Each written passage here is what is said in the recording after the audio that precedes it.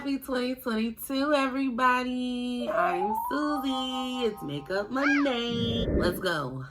So today I'm going to be trying some new makeup techniques in honor of the new year, kind of, but just in honor of, getting better, making my life easier. So trust the process. Bear with me. Enjoy the information. So we're going to start today with the 1-year anniversary coming up on January 6th of the attack on the Capitol by good old Americans. And I'm going to continue to call them Americans because those angry, ignorant, overbearing white people are Americans. They are truly what America actually stands for and what it was built on. A big part of what they try to hide from us. So Elizabeth Cheney, a representative from Wyoming, she actually had spoke her piece about Trump a little bit and his influence on the Capitol riot, and she's a Republican. So there's a lot of views that she has that I don't necessarily agree with, obviously. However, the Republican Party, in a lot of terms, are starting to side with the side that says that we can't afford to be dealing with Donald Trump. We just can't. It's too much. So she basically went on to say that she felt that he was not only responsible for what happened, but he has no place getting back in the White House. It's dangerous for our country, our national security. He had full knowledge of what was going on and he didn't take any action. Really, he made the call. He brought the people to call and told the people that if you want to help me, if you want me to stay here, then we have to riot. We have to act like asses, animals. Because this is our country and we need to take it back. Go around and say that to enough white people with no education and no money and a whole lot of privilege, and look at what you get. I was on New York Times website and there was a lot of information about the riot that they had collected. There's actually video of a woman being trampled. There is a video of how one of the officers who later died ended up in the position that he is in. There are so many video articles. There was the group called, there's a militia group, a white militia group that basically feels like they fight for the Constitution. And if anything is going on that they don't see fit to the Constitution, they can disobey those rules. Now, this militia has been going for a long time. And as you can imagine, these are probably definitely not their first acts of terrorism in the United States. Now, the Black Panther Party were called to be the biggest terrorists in America during their time. There is no call out, no fallout for these sadistic white men who feel that they can do whatever they want. It's not something that is important until the moment of it happening, and we simply just need to control it enough, or at least a little bit. I don't like that. We should be scared of that. As Black people, we should be scared of the fact that other people in this country can do something, and then when we do the same thing, our lives are literally in jeopardy. And we're actually fighting for something worth fighting for. A lot to take in is the fact that those people were even able to infiltrate the Capitol without being shot down, to me, is really scary. Because take your Black ass up to the Capitol or Congress right now and try to enter an area that you're not allowed to be in. You're going to be shot down. It's just realistic. Whereas Tom, Dick, and Harry can do the same thing and live to spend a few months in jail. Our punishments are different. The way that we are seen are different because our place in America is different. It's very different, and we have to start paying attention to that. Everybody's so secure in their little nothing and no one can hurt me bubble. I have my money. I have my business. Okay, well, you don't have a country for your children. You don't have wealth for your children. You don't have a place for your children to feel safe. This is not safe. What we're going through right now, it's contentment. It's not slavery. But that's the bare minimum, and it has to stop being enough. It just has to stop being enough. And being in the 757 really shows you that coonism is still hot. I don't know what other way to put it, but most of the Black people within the 757 are perfectly okay living in their slave quarters. and never leaving their slave quarters, and never achieving anything else outside of their slave quarters, and never seeing these beautiful, amazing upper and middle class neighborhoods and areas that white people would dare us to infiltrate. The 757 is still Virginia, and it's set up just like anywhere else in Virginia. Keep these niggas contained. Keep them contained. We don't need any problems out of them. In this 757 area, we have just come to terms with it. Okay, we'll just stay in our own community and pass our money back and forth in between each other. I don't think that that's helpful to your kids. I don't think that's helpful to their kids. I don't think that's helpful to the growth of African Americans. And if everybody's on the, well, why do I have to start it train, then nothing ever is going to get done. Everybody needs to take responsibility for their part in not giving a fuck about Black people's place in society. About your place in society. And your community is not society. But tomato. Black people, we really, really, really have to get better. We really have to start caring again about the fact that we aren't equal. We are not equal in any way, shape, or form. We never have been. We are not looked at as equal by anyone. You guys, the Latinas are always on the Me Too train trying to ride along with us, and y'all going for that shit when South America was trading slaves before the United States. They were going for years. Afro-Latina people, where do you think you came from? The slave trade. The same place mulattoes came from, being raped and pillaged and molested by Mexicans, Brazilians, Puerto Ricans. The Latino community. Enslaved. Us, too.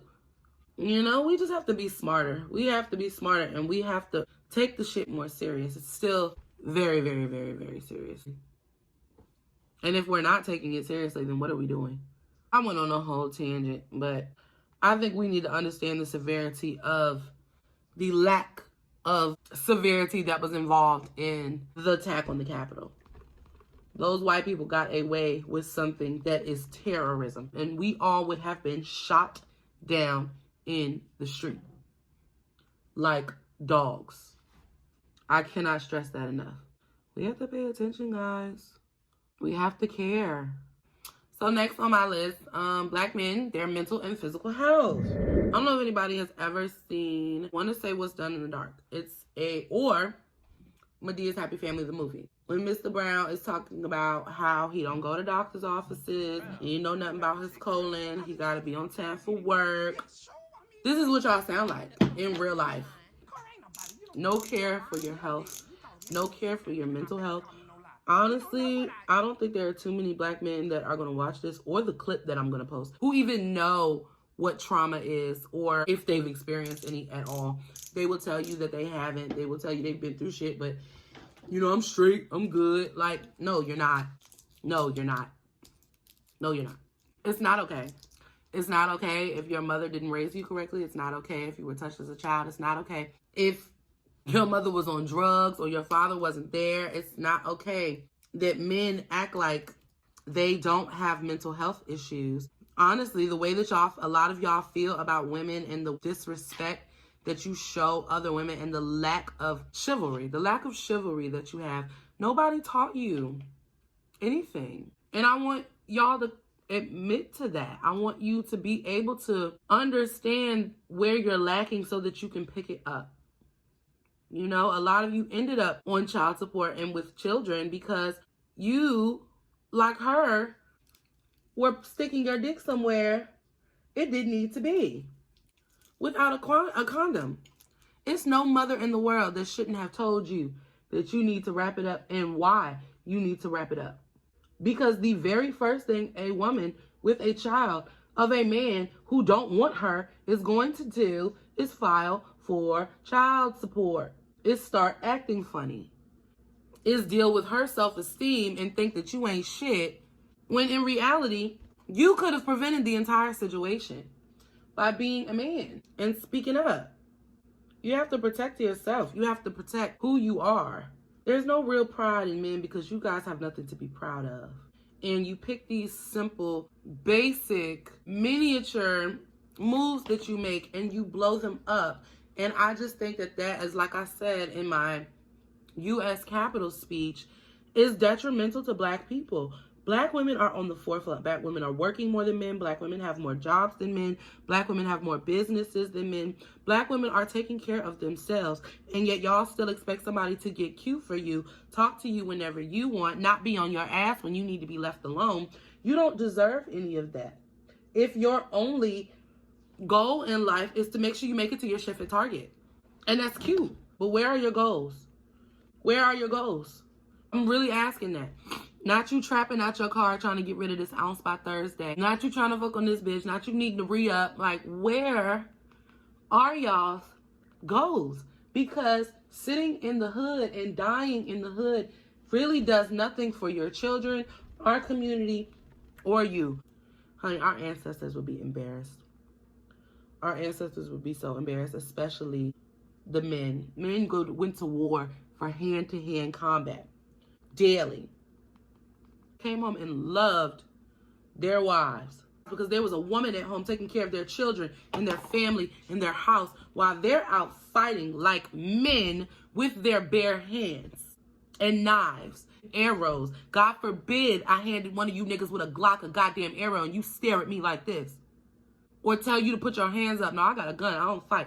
Do you know how that sounds? Bitch made. It sounds bitch made. It sounds like everybody watched Friday and nobody grasped the concept or learned anything. It's like nobody's parents taught them how to survive as adults. I've said this several times before. You're not raising children. You're raising adults. And a crackhead, a mother who refuses to get a job to keep her Section 8, a woman who smokes in her child's face all day and is sitting up smoking with her 12 and 13-year-old is not a good mother. And I keep going back to the mother because you niggas love your ain't shit ass mamas. And if you would hold her and those who raised you responsible for their lack of raising you, you could understand how to be a better adult and a better parent. And then it's a parent who really doesn't have model grandmother or mother or father, because look how you treat other women. Look how you treat women. No man who respects and loves his mother and her who taught him how to respect and love women would ever do some of the ignorant jigaboo shit that y'all do. And you've come to terms with your behavior because your niggas do the same thing. Honestly, you are the company that you keep. What do you expect to have? 4 black men of upper class status who work in stocks and have good wives with 3 kids? No, because you're not worth their time. You're not on their level. You don't have any stimulating conversation. Nobody cares about your grams, your dime bags, or your quarters when they're making over $175,000 a year trying to build their business. What type of man is going to have a conversation with a man who doesn't leave 36th Street? Up your game. Find someone better than you to help you grow. Because your mother and your father and your grandmother failed. It's as simple as that. And I'm speaking so harshly because we have to stop letting these men who are underdeveloped mentally make us think we're crazy. Make us think we're mean. Make us think we're stuck up. We're not stuck up. You are not a man. You don't know what a man is. There's nothing that you can give me physically, emotionally, or mentally that I'm not giving myself. So with that being said, you are a waste of time, and a clitoral orgasm, honey, is so much better than some dick. Y'all don't have no worth to us anymore, and it's getting sad. You don't stimulate us. You don't make us feel like we have to be better for you, or that you are so good to us that we should act accordingly. You all do nothing. You say nothing. You send hard eyes and cute little faces at pictures that you think are cute. You're devoid of any good conversation. Y'all need to get a fucking therapist and start getting a plan and start affirming and start doing everything that you joke about these women who are doing that are making more money than all of you. It's sad to me to watch the black man's worth be no more than a ghetto and a few quarters of weed. Weed is legal in Virginia now. I bet none of you have taken steps to begin legally selling marijuana, as you should, because now you get tax money. Now you're bringing in true revenue. Now you have a business. I don't get it, but y'all don't think like that. Men are supposed to work hard. Men are supposed to build for their families. Y'all don't do shit for nobody but yourself. And even that is the bare minimum. And I want to be clear, I'm talking about straight black men. Y'all need some help. Starting the new year. What that means for me, what that means for a lot of people. Everybody starts out with their New Year affirmations. My affirmations did not change. I will be adding some, but I'm still reciting the same affirmations. I did some altar work this morning, and I did my affirmations. I did Black Women affirmations on YouTube. I read my Bible. I read my scripture book. I have my crystals in my pocket actually still as I speak to you. I usually sit them around my body to feel the energy, to round out my chakras. My chakra training is going really good. I'm still focusing on my root, my sacral, because I just don't feel like I'm there yet. So hopefully by the beginning of February, I can go ahead and zoom in on something else, but I really have to make sure that I'm consistent this month with my altar work, and that being every single day. So yeah. But I don't really have any New Year's resolutions. I want to move next year, beginning of the year. I want to move back to Atlanta, back out of state. I loved living in Atlanta. Not too many people that know me know this, but I lived in Atlanta twice over a 6 and 8 month period and came back for the same year twice. But that person's no longer in my life, so we are hoping for something better, you know? And for anybody out there who has New Year's resolutions, stick to it, man. And make that one of your resolutions, sticking to what you say. That's always a great way to start. Being consistent. That's my biggest thing, is consistency and feeling like maybe I did something right, you know? Feeling like maybe I can do this. Being consistent and telling yourself that you can continue to be that way is one of the biggest, most beautiful things that you can do for yourself. I don't really have too much to say on the New Year's resolutions. I just want you guys to really put your best foot forward with what you're trying to do. And don't let nobody tell you what the fuck you can and can't do. Because every person watching this is literally amazing. And this year is going to hold good things for us all if we work toward them. You know, affirmations are cool and manifestation is cool, but without work, prayer is dead, baby. It is dead. There's nobody's going to do anything for you if you're not going to do it for your damn self. It's supposed to be maybe like a primer type of thing going on here, but last thing on our list, abusers, molesters, rapists, pedophiles, they all have family. They all have sisters and brothers and cousins and people who are going to look you in your face if you tell them that you've been hurt by this person, and they're going to call you a liar, and they're going to call you a whore, and they're going to call you every name in the book that they can possibly think of, because how could their family member ever? That's not right. And that's not okay. And so with that being said, as women specifically, you do not shut down another woman's allegations because you may know or be related to the person that she is talking about. Weigh one man, or even if it's intimate. Most abusers look like sheep in wolf's clothes. They act regular, they work, they have a good time, they drink, they socialize, they live their life until it's time to do their disgusting evil deeds. And someone is going to be their mother or their cousin or their brother or their sister.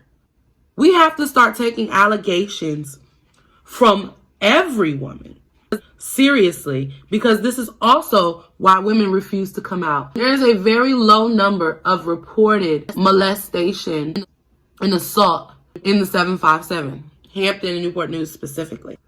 I know that there's somebody watching this who has been hurt in that way, as a child or an adult, abused, beaten. But you cool with their sister and their cousin and their aunt and their best friend stay down the street, and you know that when you post this, they're going to be on Facebook dragging you like a dog. Think about it as if it was you, so that you don't do it to somebody else.